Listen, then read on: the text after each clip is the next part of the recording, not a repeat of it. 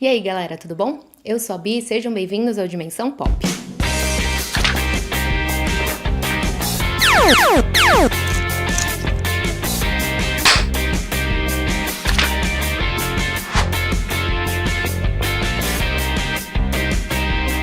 Terceiro episódio de The Last of Us acabou de sair, já estou eu aqui gravando, domingo, quase 1h, mas vamos que vamos, porque teve bastante coisa acontecendo nesse episódio.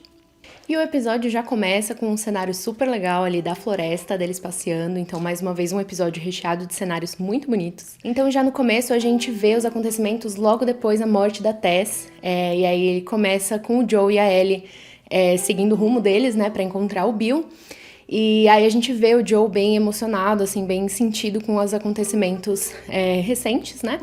E a própria Ellie fala pra ele, assim, pra não culpar ela por isso, porque foi uma coisa que aconteceu pelas circunstâncias, né? Então a gente vê bastante já emoção, uma emoção que no jogo não dá tempo de acontecer, porque mais uma vez o jogo é bem mais frenético, então logo depois da morte da Tess vai acontecendo muitas coisas, eles são perseguidos, aparecem mais bichos, enfim.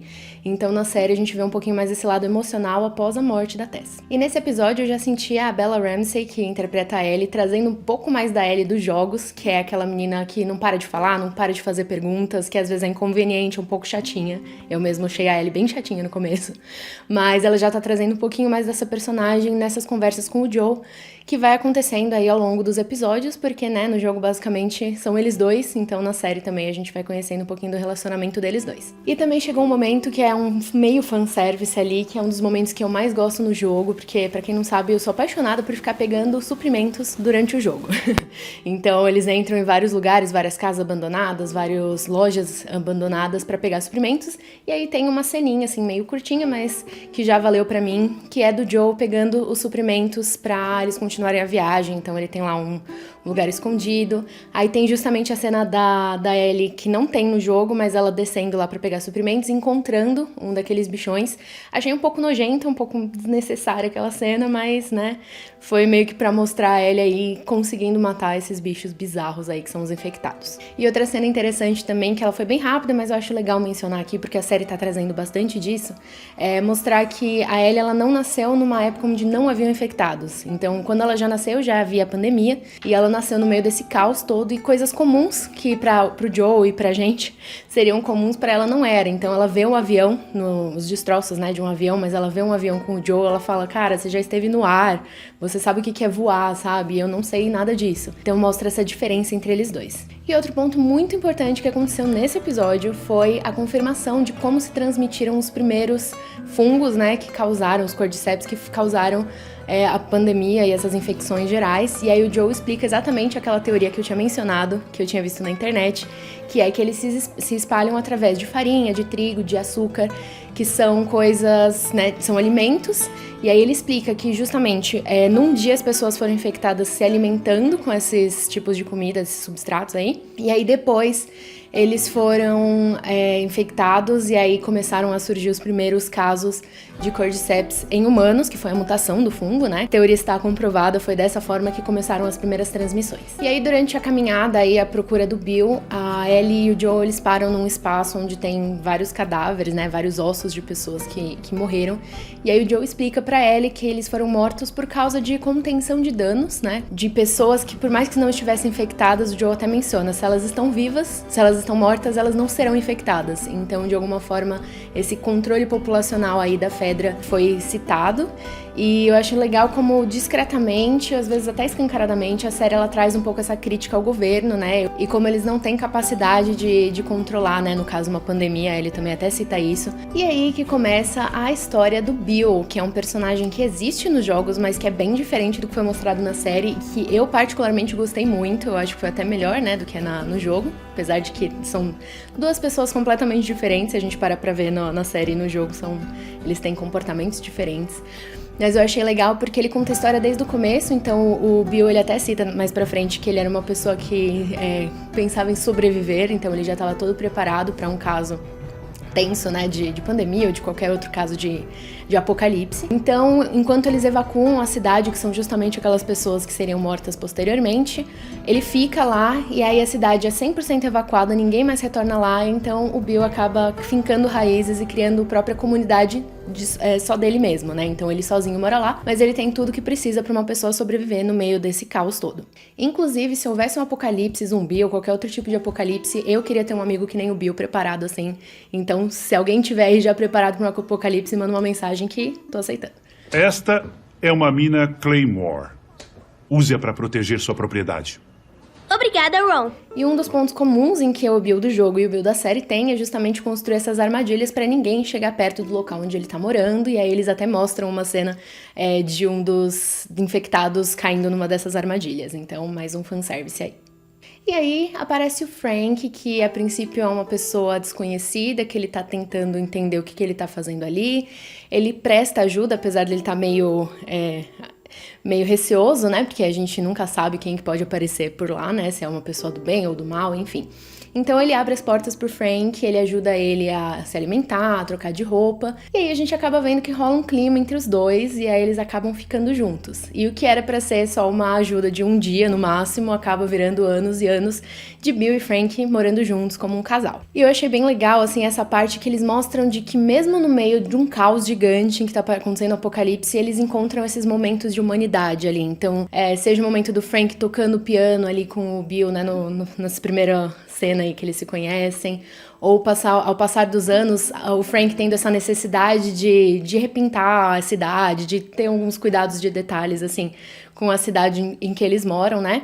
E aí, numa dessas, o Frank, ele acaba entrando em contato pelo rádio com uma pessoa, com uma mulher, que ele não fala a princípio quem é, mas aí depois a gente vê que é a Tess, que trouxe o Joe também pra eles conhecerem o Bill e o Frank. Então, essa necessidade, assim, de se ter amizades, ter outras pessoas, né, pra estar junto, é uma coisa que existe ali, né, naquele ambiente hostil em que eles vivem junto com os infectados. Então, de alguma forma, o Frank e o Bill encontram o Joe e a Tess, e eles criam uma amizade um pouco, assim, cautelosa, pelo menos por parte do Bill, mas que aí eles começam a trabalhar com trocas de mercadorias. Então, Frank, né, deu uma arma do Bill pra eles em troca de sementes de morango. Então, essa amizade aí, ela tem um pouquinho de interesse também, mas é importante pra ambos os lados. E aí, né, a série vai mostrando essa convivência deles dois, né, eles conversando, tem um ataque também que acontece de alguns caçadores que eles tentam invadir a propriedade, e o Bill acaba sendo ferido, e aí mostra também o cuidado do Frank com ele, então realmente é um casal no meio do caos. E aí passam-se, né, mais anos, e aí chega no ano de 2023, que é o ano atual da série, os dois estão já bem idosos, e o Frank, é o que dá a entender, ele tá com alguma doença, né, parece ser câncer, mas pode ser alguma outra, então ele tá doente, e ele não vê mais sentido em continuar, né? Porque realmente tá ficando difícil, ele não tem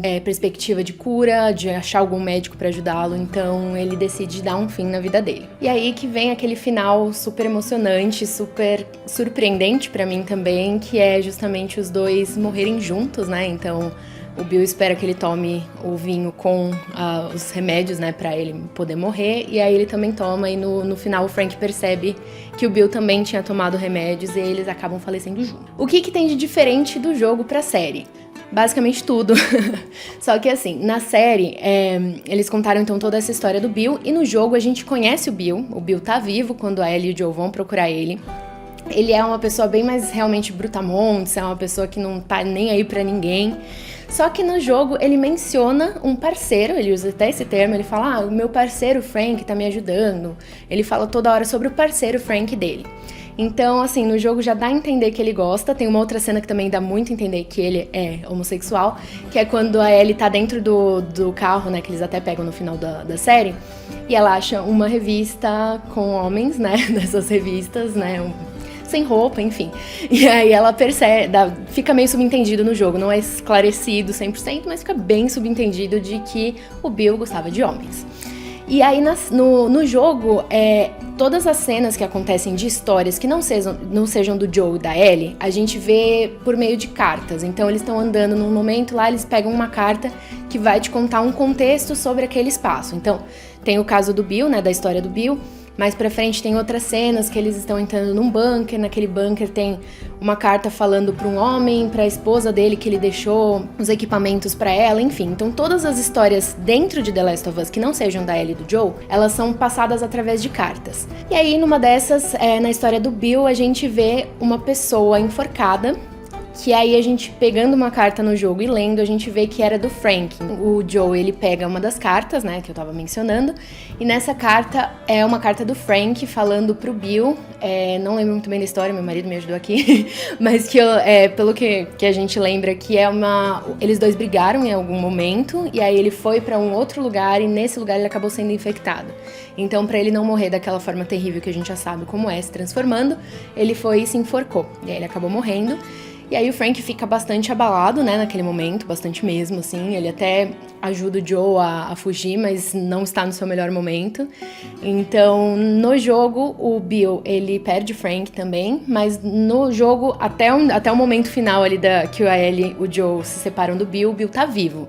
Então tem essa diferença aí entre a série e o jogo. E apesar dessa diferença entre o jogo e a série, eu achei bastante interessante, assim, eles trazerem. Eu acho que ela enriqueceu a história de The Last of Us, porque, como eu falei, né, entre o momento deles deixarem a Tess, né, pra morrer, e encontrarem o Bill, acontece muita ação que não é muito prática pra uma história, sabe? Então eu achei legal, de alguma forma, eles terem, né, não é o termo encher linguiça, mas eles colocaram aí uma história a mais que não existia no jogo pra poder ter um episódio um pouco mais rico contando a história de um personagem relevante, que é o Bill. E aí depois de toda essa história que a gente, né, conhece aí do Bill e do Frank, então o Joe e a Ellie conseguem então chegar na casa onde o Bill morava. O Joe começa a procurar o que aconteceu com eles, porque ele chama e ninguém atende, né? Os nomes deles, e aí ela encontra uma carta, e nessa carta, aí a carta de novo, a carta explica pro Joe o que ele fez, né, e aí ele menciona que, assim, ele é uma pessoa que gosta de proteger, e ele sente isso no Joe também, e aí ele fala pra o Joe proteger a Tess, mas ele não sabe que a Tess tá morta, então meio que o Joe pega isso pra ele, que mais pra frente a gente vai ver que ele vai usar isso bastante, esse instinto protetor com a Ellie, né. Então, a gente, nesse finalzinho, a gente vê os dois, né, conseguindo pegar os suprimentos que o Bill deixou pro Joe, e aí eles pegam a caminhonete que também foi deixada pra ele, que era o que eles estavam procurando, né, que eles precisavam, e agora ele vai a caminho pra procurar o irmão dele, pra ver se ele ajuda com a Ellie a achar os vagalumes, a ver o que eles conseguem fazer com o caso da Ellie. E claro, né, mais um pequeno fanservice aí deles andando na caminhonete, mais ângulos parecidos com o do videogame, pegando eles de lado. Nas cenas também do videogame eles aparecem meio conversando, então tem essa mini ceninha aí no final. Mas assim, acabou de uma forma emocionante, mas ao mesmo tempo fiquei feliz que não foi tão aflitivo assim esse episódio. Foi um episódio um pouco mais leve, e eu gostei bastante, né, mesmo com muitas diferenças comparando ao jogo. Pra mim foi um episódio também muito, muito bom. Todo mundo falou que foi o melhor episódio. Eu vou esperar ver os 10 pra depois tomar essa decisão, mas eu gostei bastante desse daí. E é isso, pessoal. Espero que vocês tenham gostado desse vídeo. Não se esqueça de se inscrever aqui no canal, de ligar o sininho de notificação pra saber quando tiver vídeo novo. Toda segunda eu posto de The Last of Us, mas também na semana eu posto outros vídeos. Então aí vocês ficam ligados quando tiver um vídeo novo, vocês recebem a notificação. E também deixem aqui o seu like e o seu comentário. E claro, compartilhe com seus amigos que gostam de The Last of Us, seja a série, seja o jogo, seja os dois. Então deixe seus comentários aqui e até a próxima.